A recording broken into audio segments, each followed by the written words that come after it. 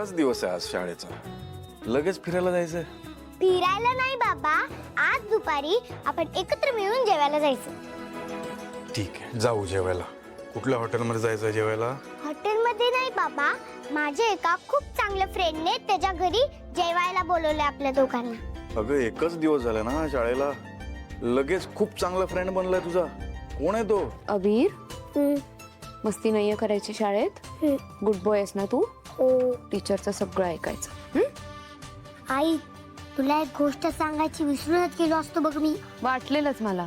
सकाळी ऐन वेळी सगळं आठवतं तुला, पण मी अजिबात विसरले नाहीये. मी तुझा टिफिन बॉक्स, कंपस बॉक्स आणि बुक सगळे बॅगेत ठेवलेत. ठीक आहे? सावली, पण एक गोष्ट विसरली असते बघ तू. काय? पाण्याची बाटली. अरे हो, थँक्यू व्यंकटेशजी. व्यंकटेश काका, तुम्ही विषय बदलू नका म्हणतो मी. अरे आई, आज ना माझे 2 फ्रेंड्स घरी जेवायला येणार असतात बघ. काय? हे कधी ठरलं?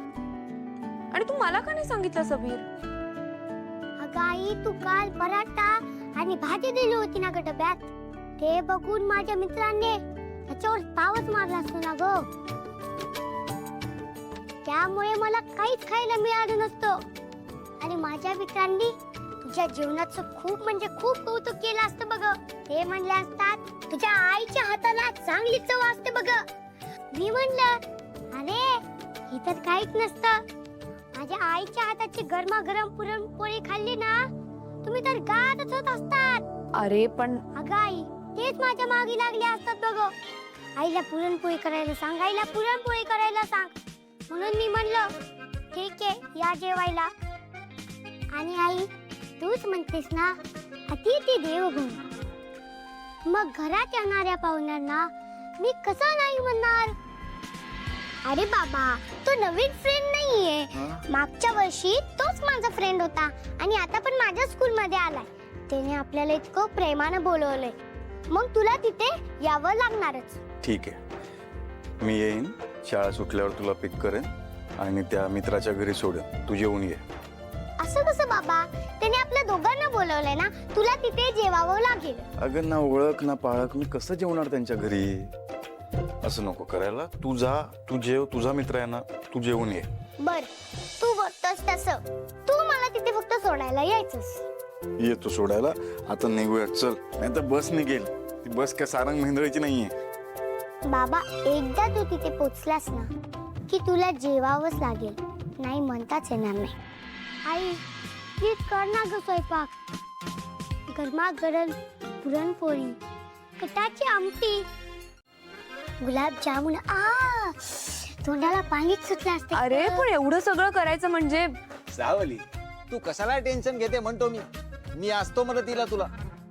तसंही आता गुरुकुल बंद असते ना, आणि मी नवीन नोकरी शोधत असतो बघ. पण ती मिळेपर्यंत मी तुला मदतीला असतो बघ. पण व्यंकटेशजी, तुम्ही काळजी करू नका.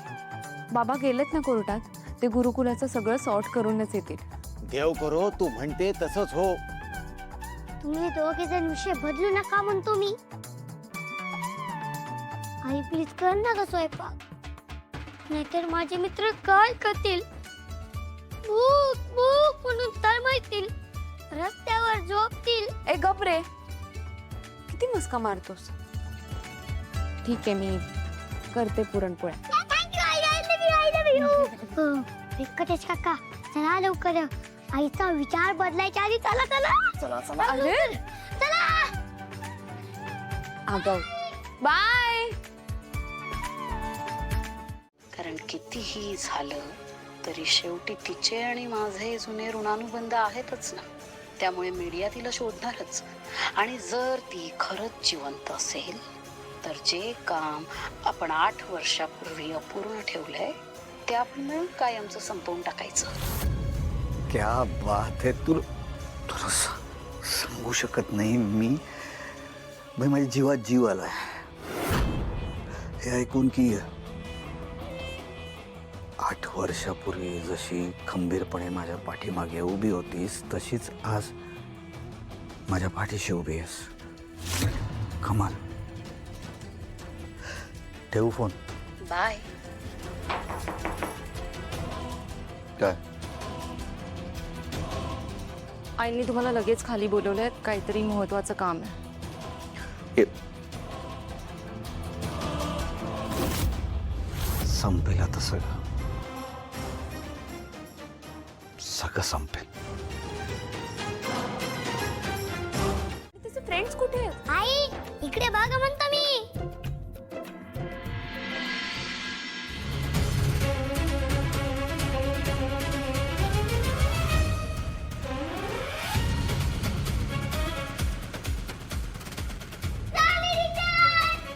ओवी,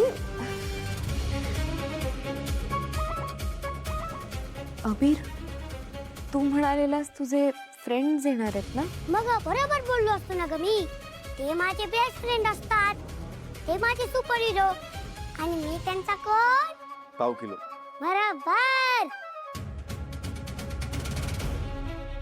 ओवी चल मी तुला घर दाखवतो. हे घ्या. चल चल चल. मी पण आत असतो, थोडं काम असतं.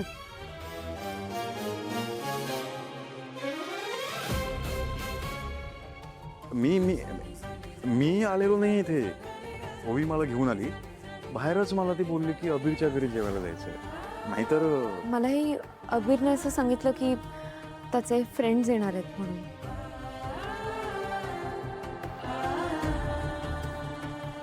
मी निघू? ओवीला राहू दे हवं तर. मी निघतो. घरच्या पाहुण्यांना असं उपाशी पोटी पाठवणं बरं वाटत नाही. आता आलाय तर जेवून जा.